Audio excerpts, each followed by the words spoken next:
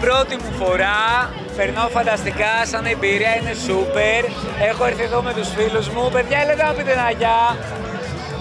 Εδώ τα παιδιά. Πρώτη μας φορά και σίγουρα δεν θα είναι και η τελευταία. Power. Ωρε φίλε! Φανταστικό, φανταστικό. Από τα παλιά χρόνια το έθιμο έρχεται από τους ναυτικούς που βγαίναν έξω τα εστιοφόρα και αυτά. Το συνεχίζουμε εμείς όσο μπορούμε με αλεύρια, φούμο, εδώ τα κουδούνια και πολύ κέφι. Και πολύ κέφι.